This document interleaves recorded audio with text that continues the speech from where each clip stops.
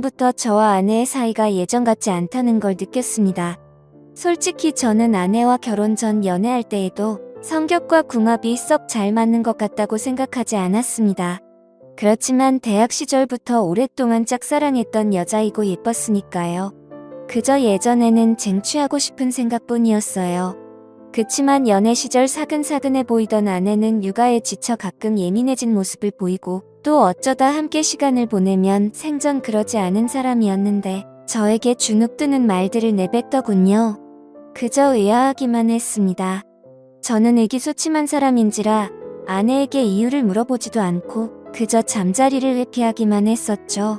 그런데 돌이켜보니 아내도 그게 상처였던 것 같습니다. 소심한 저와 마찬가지로 아내도 말이 없는 사람이고 생각이 많은지라 저에게 말을 걸지 않더라고요. 그렇게 서서히 우리 부부는 아이 키우는 데만 열중하고 밤에는 따로 자는 게 일상이 되었습니다. 그때까지만 해도 설마 했습니다.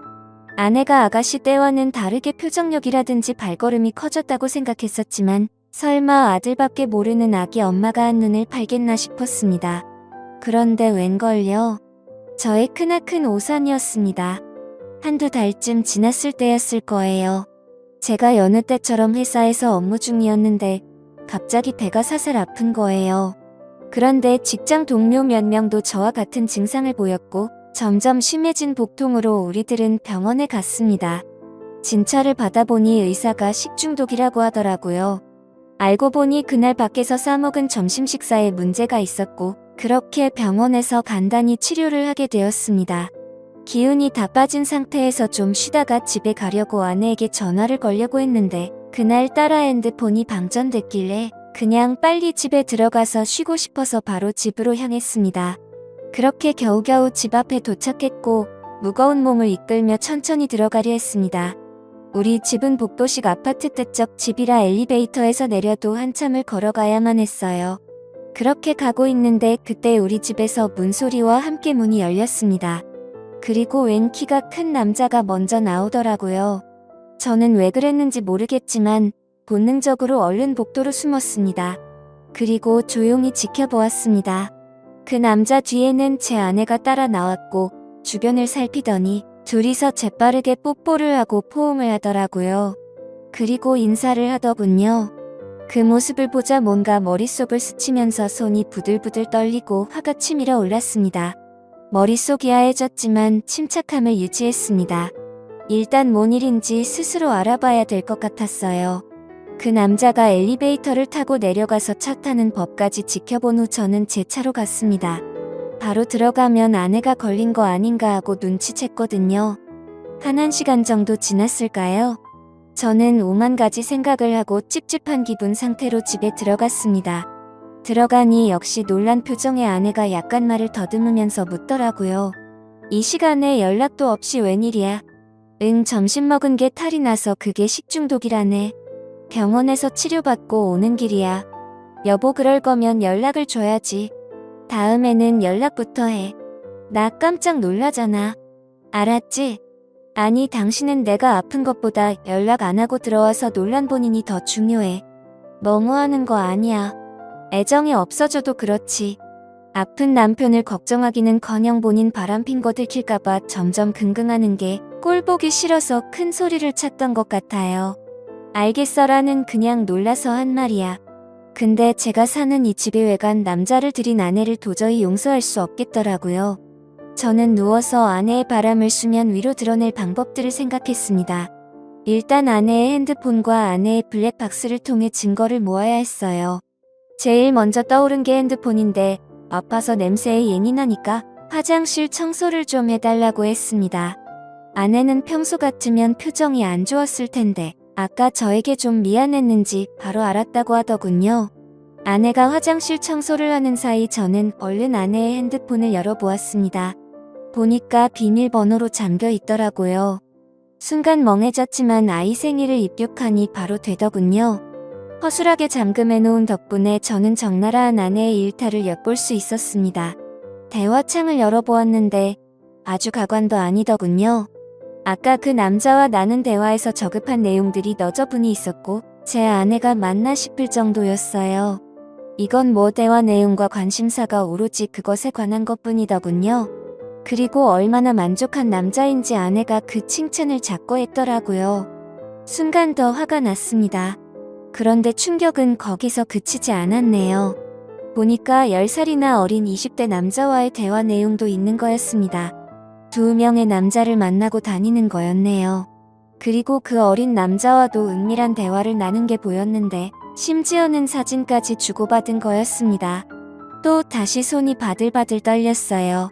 그리고 그 어린 남자의 사진도 보았는데 나이만 어렸지 아주 저와 비교했을 때 제가 기가 죽을 정도로 체격이 커 보이더군요.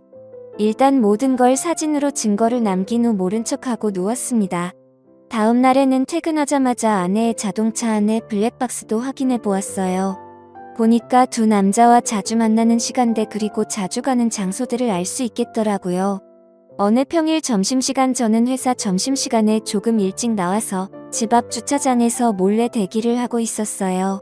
얼마 지나지 않아 제 예상과 맞게 아내가 차를 타러 나왔습니다. 다른 남자 만나러 갈 때 설레어 보이는 아내를 보니 비참함이 몰려왔습니다. 그렇게 몰래 뒤따라갔고 아내가 마침 한 오피스텔로 들어가더군요. 얼른 따라 들어갔고 아내가 엘리베이터에서 몇 층에 내리는지 몰래 지켜봤습니다. 6층이더군요. 조금 뒤 올라갔는데 호수가 많아서 어디로 들어갔는지 알 수가 없더라고요. 그런데 현관 밖으로부터 아내의 목소리가 들리는 곳이 있더군요. 어디라고 말하지 않아도 금세 알 수 있었네요. 신발 소리가 들리지 않게 조심조심 그곳 앞에 섰습니다.